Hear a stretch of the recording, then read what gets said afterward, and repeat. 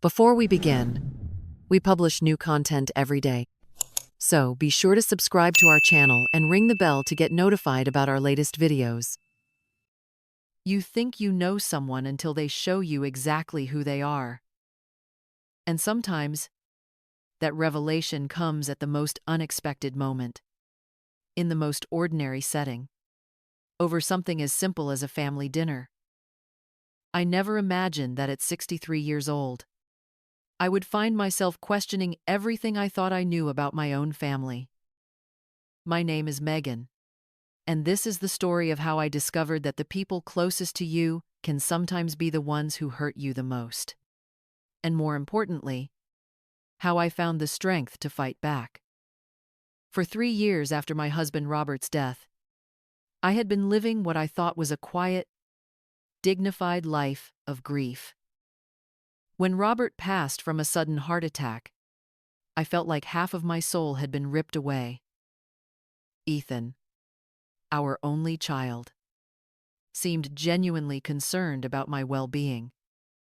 His wife, Chloe, whom he had married 5 years earlier, was always polite but distant.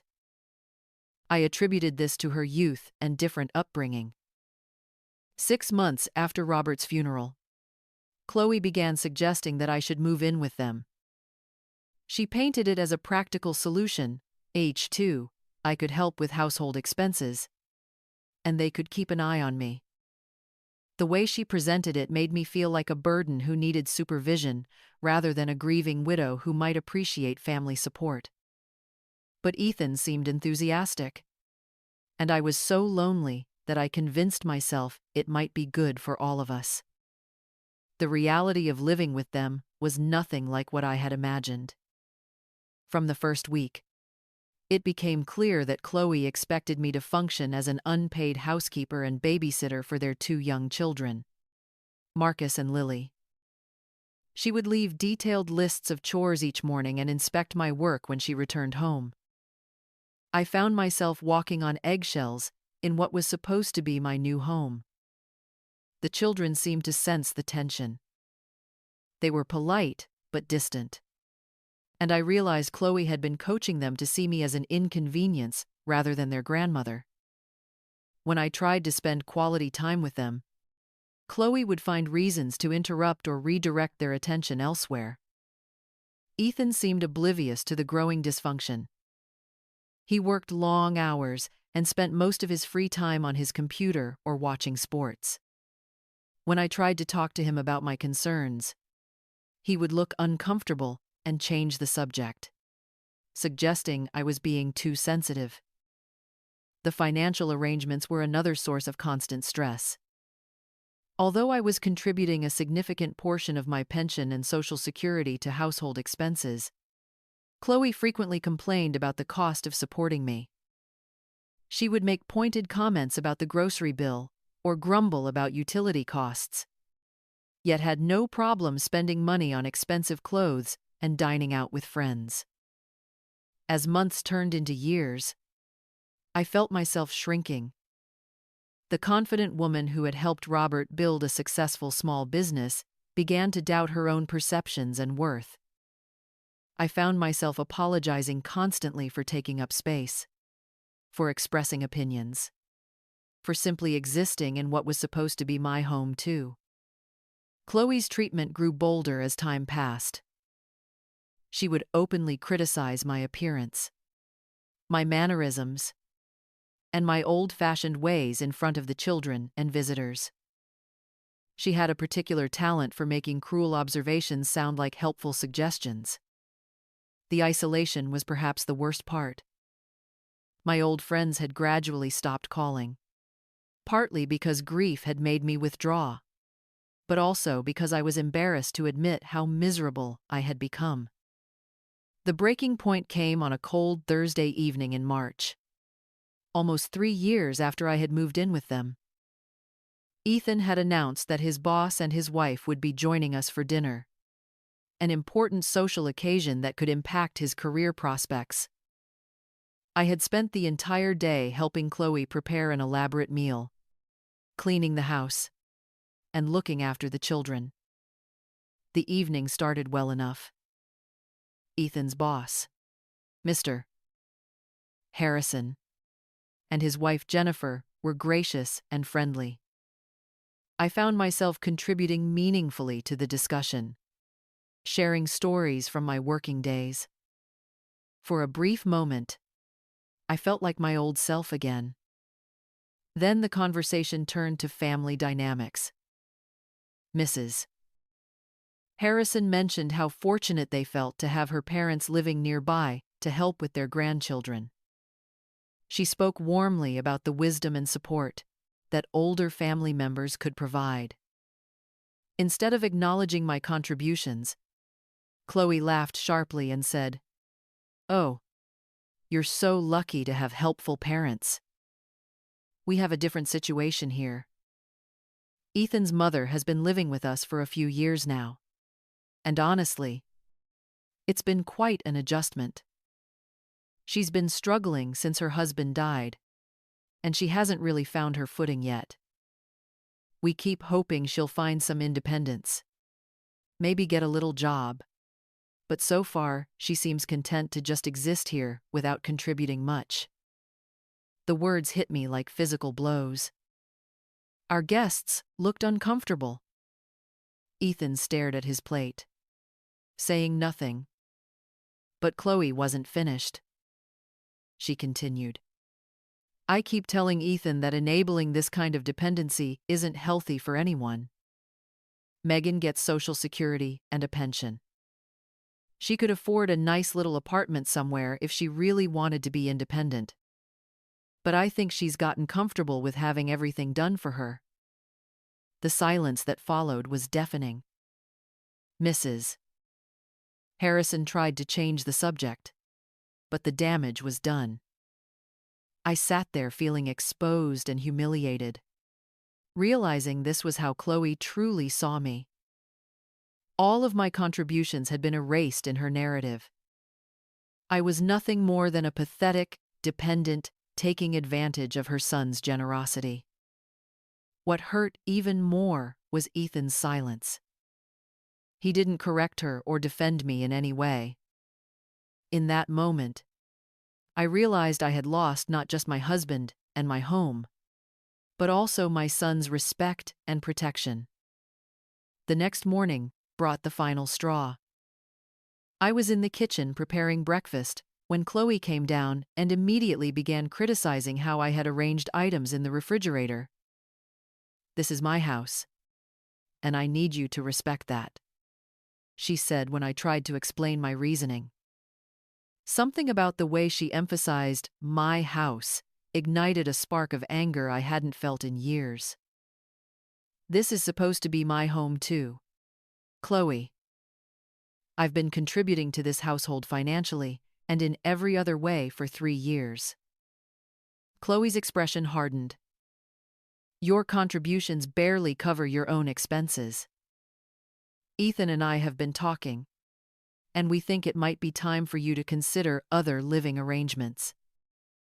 That's when Ethan walked in and, without looking up from his phone, suggested I should think about getting a job to give me a sense of purpose and independence. Chloe smiled triumphantly and delivered the words that changed everything. "Get a job and stop being a leech," she shouted. I burst out laughing. The sound was so unexpected that both Ethan and Chloe stared at me in shock. 3 years of suppressed anger, frustration, and hurt were pouring out of me in waves of bitter, cleansing laughter. When I finally composed myself, I looked at both of them with clarity I hadn't experienced in years. "You know what, Chloe, you're absolutely right. I should get a job. In fact, I'm going to get a job today." I walked out and went to my room, pulled out my laptop, and began researching apartments. I also made a list of all the household expenses I had been contributing to, all the unpaid childcare and housework I had been providing. Later that day, I scheduled apartment viewings and called my old friend Margaret. The apartment search was encouraging. With my pension and Social Security, I could afford a modest one-bedroom in a nice complex with a community garden and gym. When I returned that evening, I found Ethan and Chloe in the living room having an intense conversation that stopped when I entered. "Where were you all day?" "Megan?" Chloe asked suspiciously. "I was getting a job," I replied calmly. "Specifically, I was getting the job of being an independent adult with my own home again. I'm moving out next weekend." The silence was profound. Ethan's mouth fell open while Chloe's eyes narrowed. "There's been no misunderstanding," I said when Ethan tried to backtrack. "I understand perfectly. I've been told I'm a leech, so that's exactly what I'm going to stop being." Over the next few days, as I packed and made arrangements, the dynamics shifted dramatically. Suddenly, both seemed very interested in my well-being. Chloe even offered to help me find an apartment, not realizing I had already secured one. Moving day was both liberating and heartbreaking. The first night in my new apartment was terrifying and exhilarating. The silence belonged to me. I could turn on any light, eat dinner at any time, watch whatever I chose. The freedom was intoxicating. The next few weeks brought challenges. I struggled to structure my days meaningfully and had to confront loneliness I'd been avoiding. But gradually, I rediscovered parts of myself that had been dormant. I joined the community garden, started water aerobics, and resumed my friendship with Margaret. 3 months later, Ethan visited, and we talked more honestly than we had in years. He apologized for not defending me and admitted he'd been aware of the tension but felt caught in the middle. 6 months after my move, I applied for a part-time position at a nonprofit serving seniors. The director was interested in my life experience and understanding of the client population. I got the job. Working again transformed my sense of purpose and self-worth. I was contributing meaningfully, using decades of skills, and interacting with people who valued my experience. My colleagues treated me as a professional equal. The financial independence was modest, but psychologically significant. A year later, I had established a new routine and social circle. I was volunteering, taking Spanish classes, and had even begun dating a kind widower named Frank. The contrast with my previous life was dramatic. I woke each morning curious about the day, rather than anxious about criticism. 18 months after my move, Chloe requested lunch. She looked tired and stressed, and offered an apology for how things had ended. She asked if I'd consider moving back, admitting the kids missed me and they were struggling without my help. I remained firm. I had worked too hard to rebuild my independence to give it up, regardless of convenience for others. Ultimately, I agreed to a limited arrangement, NB, staying with them 2 nights a week to spend time with the children, while maintaining my apartment, job, and social life. The arrangement worked because Chloe's attitude had genuinely changed. Managing without my help had given her new appreciation for my contributions. But the most important change was in my own attitude. I was no longer desperate for acceptance or terrified of conflict. I had my own life and sources of fulfillment.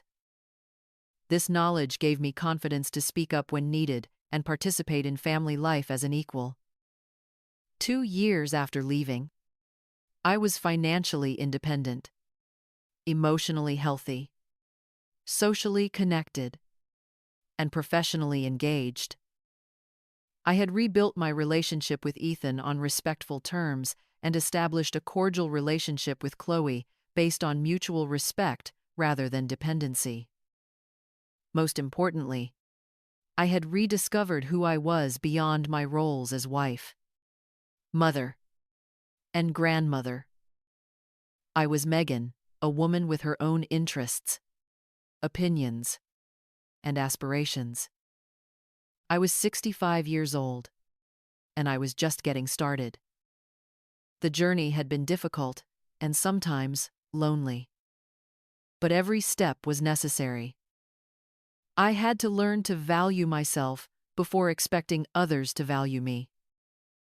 I had to establish independence before participating in family relationships as an equal. The most surprising discovery was that standing up for myself didn't destroy my family relationships, it improved them. Ethan and I were closer now because our relationship was based on mutual respect rather than obligation and guilt. Perhaps most importantly, I learned it's never too late to change your life if you're willing to do the hard work. Age doesn't disqualify you from demanding respect, pursuing opportunities, or starting over when necessary. 3 years after that awful dinner party, I was preparing to celebrate my 66th birthday with friends from work, neighbors, and my family on my own terms. As I looked in the mirror, I saw a woman comfortable in her own skin, confident in her worth, and excited about her future. I had learned that sometimes the most loving thing you can do for your family is refuse to participate in their dysfunction. Sometimes the most generous thing is to stop enabling behavior that diminishes everyone involved. And sometimes the most powerful thing you can do is simply walk away from situations that require you to be less than who you are.